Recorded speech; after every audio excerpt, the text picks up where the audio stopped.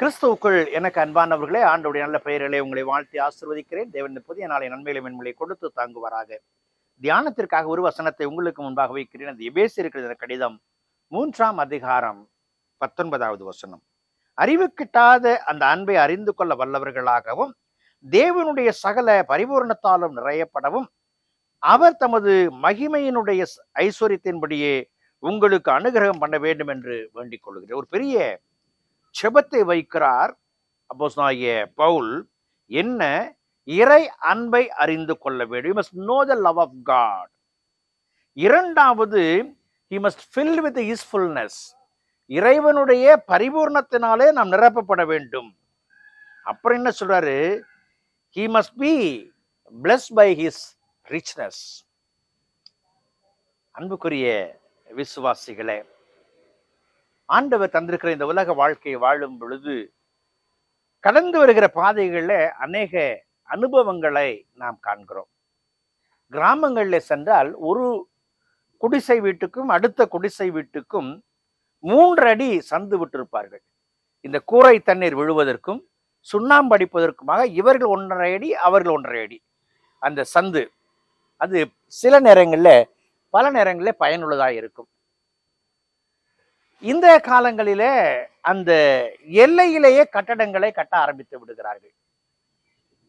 ஒன்னுது என்னது என்கிற நிலைமைகளிலே இந்த வரையறை காணப்படுகிறது.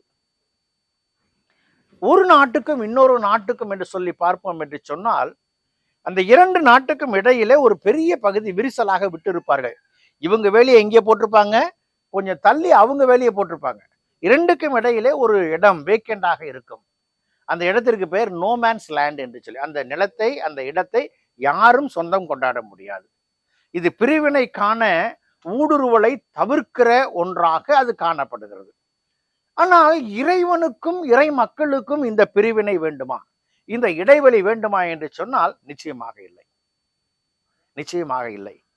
நான் என் ஆண்டவருடைய பிள்ளை என்று சொன்னால் I must have a intimacy with God. இறைவனோடு நெருங்கின உறவு உடையவனாய் காணப்படும் பொழுதுதான் என் இறைவன் அருளுகிற ஈவுகளை நான் பெற்றுக்கொள்ள முடியும். அன்புக்குரிய விசுவாசிகளே, உலக ஆஸ்திகளில் இடைவெளிகளை வைத்திருக்கலாம், ஆனால் இறைவனோடு இடைவெளி வைத்திருப்பது என்பது சரியான உறவு முறையாய் அது காணப்படாது. நான் சந்திக்கிற மக்களோடு பேசுகிற வார்த்தைகளை இறைவனை மையப்படுத்தி கொண்டு வரும் பொழுதுதான் இறைவன் நம்மிலே மகிமைப்படுவார், நாம் இறைவனால் ஆசீர்வதிக்கப்பட்டவர்கள் என்பதை வெளிக்காட்ட முடியும். அன்புக்குரியவர்களே, இது வெளிப்பட வேண்டும் என்று சொன்னால் we must know the love of God. நாம் இறை அன்பை நாம் அறிந்திருக்க வேண்டும். என் பாவங்களுக்காக என் சாபங்களுக்காக தன்னை சிலுவையிலே ஒப்பு கொடுத்து என் ஆண்டவர் தன்னுடைய அன்பை வெளிக்காட்டி இருக்கிறார். என் ஆண்டவர் வெளிக்காட்டின அன்பை புரிந்து கொள்ளும் பொழுது நான் நிறை நன்மைகளை காண முடியும். இரண்டாவது, we must filled with the fullness of God. இறைவனுடைய பரிபூர்ணத்தினால நிரப்பப்பட்ட வாழ்க்கை நமக்கு வேண்டும்.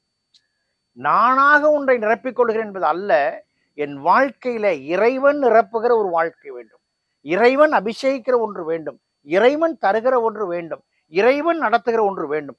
அது இருக்கும் பொழுதுதான் இந்த விரிசல் இல்லாத ஒரு வாழ்க்கைக்கினராக வர முடியும். மூன்றாவதாக, God must bless with his richness. இறைவன் தன்னுடைய ஐஸ்வர்யத்தின்படி என்னை ஆசீர்வதிக்க வேண்டும்.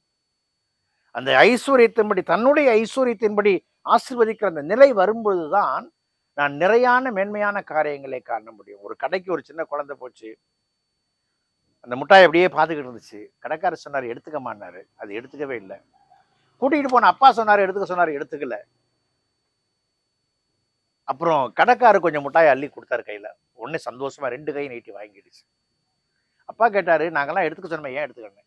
என் கை சின்ன கை, அதனால கொஞ்சம் தானே வரும், நீங்களாம் பெரியவங்க எடுத்து கொடுத்தீங்கன்னா நிறைய வரும்லன்னுச்சு. அப்படித்தான் இன்றைக்கு இறை ஆசையை நானாக எடுத்துக்கொள்வேன் என்றால் அது குறைவுதான். ஆனால் என் ஆண்டவர் கொடுப்பார் என்று சொன்னால் அது நிறைவை தருகிற ஒன்றாய் காணப்படுகிறது. அன்புக்குரிய விசுவாசிகளே, இறைவனுக்கும் நமக்கும் உண்டான இடைவெளியை தவிர்ப்போம், இறைவனோடு ஒன்றிப்போம், இறைவன் நாம மகிமைப்படும். இறைவனும் அவருடைய முழு தன்மையிலே நம்ம வழிநடத்துவார். ஜெபம் செய்வோம். கிருபை நிறைந்த நல்ல ஆண்டவரே, இந்த நாளுக்காய் இந்த விளைக்காய் நன்றி செலுத்துகிறோம். உடைய கரங்களை ஒப்புக் கொடுக்கிறோம். உடைய முழு தன்மையும் நாங்கள் புரிந்து கொள்ள எங்களை உடைய கரங்களை கொடுத்து நிறைவுகளை காண நீர் வராட்டும் எங்களை வழிநடத்தும். ஆசீர்வதியும். இந்த நாளின் மகிழ்ச்சியை பரிபூர்ணப்படுத்தும்.